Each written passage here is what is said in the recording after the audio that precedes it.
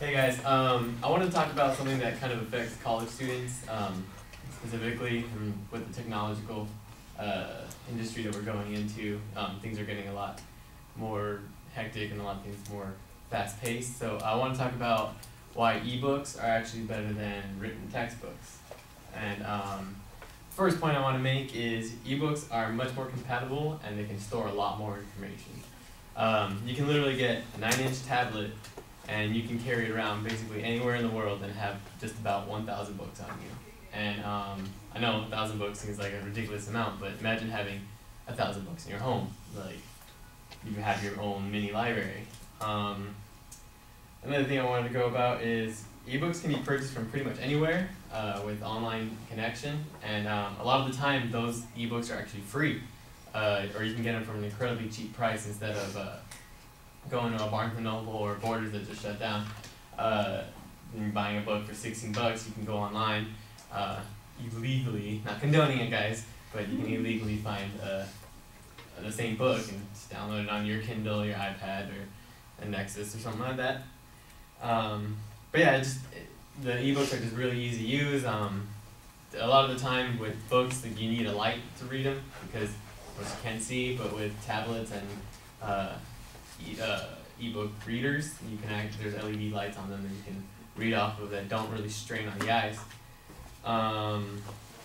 So one reason why is a good reason that ebooks are becoming a big thing is because a lot of companies are pushing for these ebooks, so they're giving a lot more incentive for people to actually buy them because it costs a lot to print books and then ship them out to all the other locations. And I have a quote here from Daniel O'Krent. He was the editor for Time magazine from 1997 to 2000, and he wrote for Life magazine, Time magazine, and a couple other New York magazines.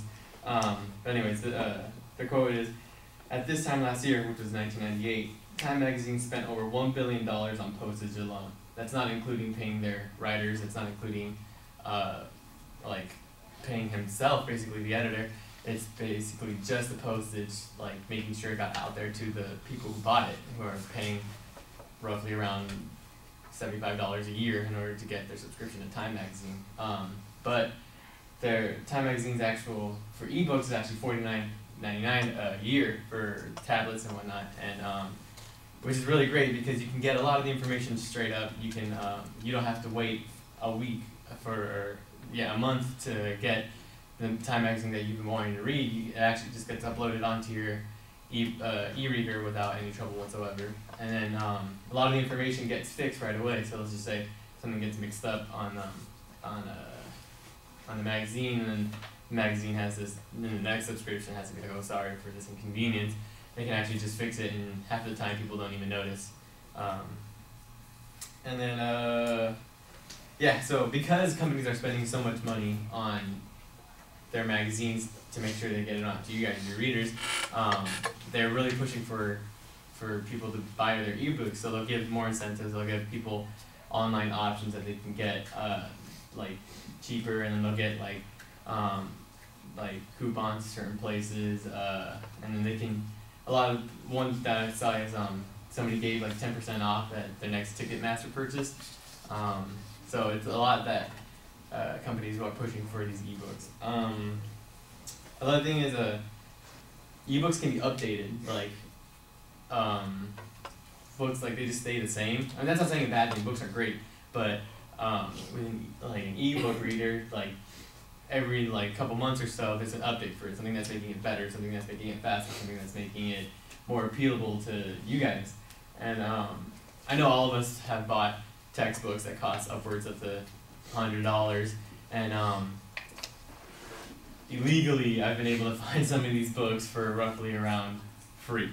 And I know I bought this class's book for 30 bucks online, and I can read it from just about anywhere.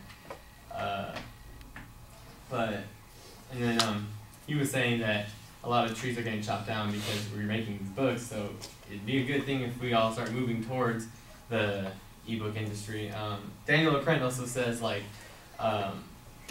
journalist majors and writing majors, they need to start getting used to things being more internet acceptable, and they have to get used to the fact that written text is not the way to go anymore, that we have to get with the times, not because we want to, it's just that's just the way that the world is going. Things are becoming much more fast-paced, and ebooks definitely allow that to happen. So in conclusion, ebooks are better, cheaper, books suck. That's it.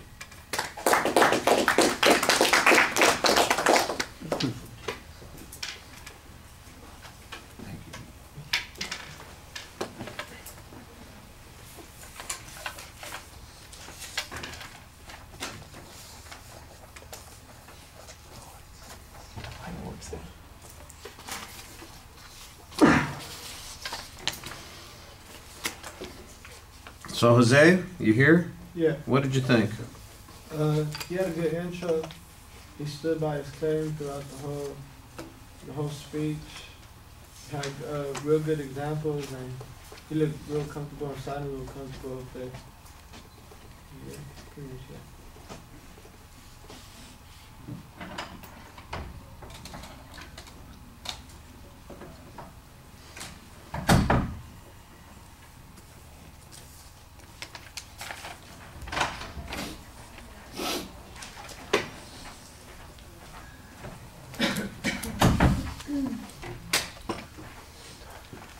All right, well, I think that you try to relate it to the audience at the beginning. I'm not sure that it's particularly controversial. It sounds to me like it's kind of a motivational speech. The visualization, I think, is solid, but there's no setup of what the structure is going to be and what the end goal is, so I think that that's a little bit problematic. From an organizational point of view, you just kind of start randomly making a list of potential benefits for ebooks, and sometimes you come back to those points, sometimes you develop them, sometimes you don't. It's there on the list and you make an assertion and don't provide much backup on it. A lot of it's dependent on hypotheticals and kind of imagining situations or scenarios. The idea of having a 1,000-book library, oh, okay, that's nice. I think here's a more practical example. If you're a student and you're having to carry books to class, for instance, how much easier it is to make it from one class to the next just carrying an e-reader rather than trying to carry your accounting book and your math book and your speech book and your English books in a backpack someplace. I think that's a better practical example, especially for this audience.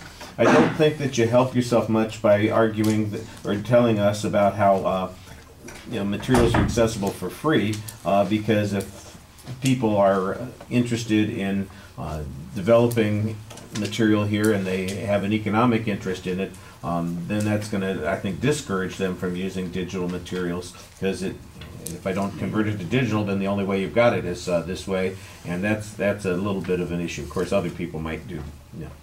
The world's full of thieves, so like I said, I don't know that it does you that much good. I like the idea about saving cost. I think that that's a good argument for you to make. I think the idea of having it accessible and convenient, those are good ideas, and those ought to be the structure of your speech. But you just kind of randomly run through them. You don't really develop them as the body of the speech. They just come up as incidental ideas, and I think that's a little bit problematic. All right, thank you.